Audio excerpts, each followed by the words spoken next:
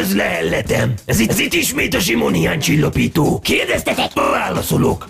Mert 80. A Tacskó Randi című epizód után szeretném kérdezni, hogy te tényleg Tacskó Simon vagy?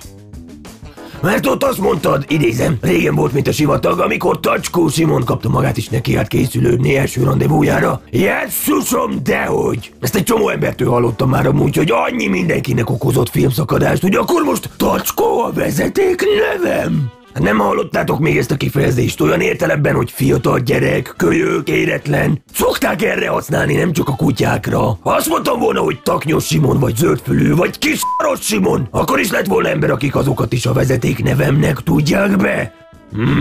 Na, remélem most már eloszlattam néhány kétkedő buborékot egyeseknél. Ja, és nem az arc nélküli Manus sem a vezeték nevem. Attól már rakunk meg aztán végképp, nem?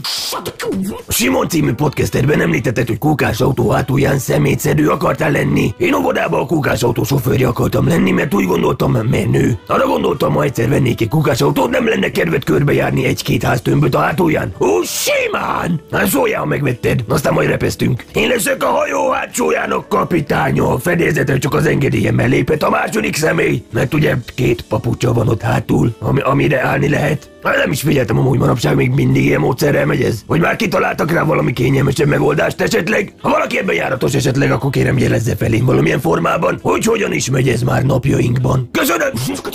Megnéztem egy videót, aztán megnéztem úgy is, hogy a laptopom a tükör felé van. A tükörben néztem, és érdekesebb volt. Szerinted miért? Azért, mert így nem kevesebb, mint 2 élménnyel lettél gazdagabb egyszerre. Egyrészt az egyik, hogy az agyad immáron máshogy dolgozta fel a vizuális információt, ugye? Ezért részben egy ismeretlen videót láttál ismét. Hiába már megnézted előtte. Az élmény másik fele pedig az izgatottsági szinted miatt volt. Az előre felkészülés, hogy ugyan mégis hogy fog kinézni az anyag tükrözött formában. Amúgy fogalmam sincs. De ennyire jó volt, akkor nézd meg még fejen állva is. Hogyha a legérdekesebb verziót szeretnéd, akkor pakold át egy hordozható lejátszóra, és lásd meg a cuccot bázisugrás közben. Izgalmakból garantáltan nem lesz hiány.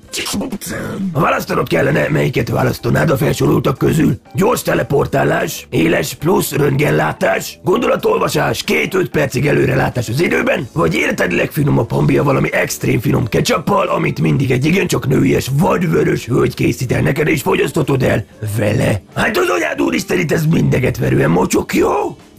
Na várjál. Nem tudom. Várj, előbb leszűkítem. Nem lesz rövid mérlegelés, előre is szólok. Nos, a vörös hambis cucc isteni, de az nem varázsképesség. Tehát azt még éppen be is lehet szerezni, még ezen az életem folyamán is. Akár. Kommentben jelentkezhetnek is a bevállalós titokzatos vadmacskák. Ja, de hambit sütni tudja. Meg atomketchupot. Na, éles röntgenlátás. Ha ez valóban annyira éles, akkor amire a legjobban lehetne használni, arra nem is jó. Nem tüdőtepét meg veséget akarnék látni, ugyanis ha nem csinos fehér nemüket. Plusz, ha még le is vetkőzteti a példányokat vizuálisan, akkor az is olyan béna lenne, nem? Hát attól még látod, hogy oda vannak szorítva a dolgok, tehát ilyen deformált dombok lennének többségében. Az meg olyan vicces inkább, mint bájos. Meg arról nem is beszélve, hogy a legtöbbször jóval szexibb a nőstény, ha van, ami sejtelmesen ugyan, de mégis takarja a guszta részeket. Továbbá, na meg ha megyek az utcán, ott előfordul jócskán hím példány is. Így akaratlanul is megvan a rizikó rá, hogy peleng az összkében valami debreceni páratlan, az meg annyira már nem fasza. Ha valakinek szabadon leng a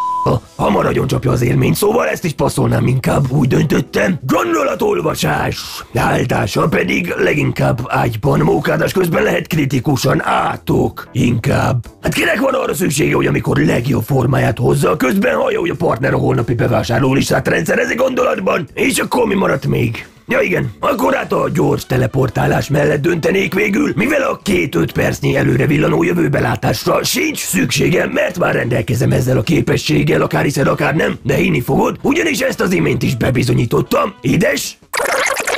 Nem lesz rövid mérlegelés, előre is szólok. Köszönöm a figyelmet! És ne feledjétek, a rágózás nem egyenlő a fogmosással. A kockázások és melléklakások teringetében oltasson a rettegtájékoztatót, hogy érdemek keresünk fontosát gyógyszemélyzét.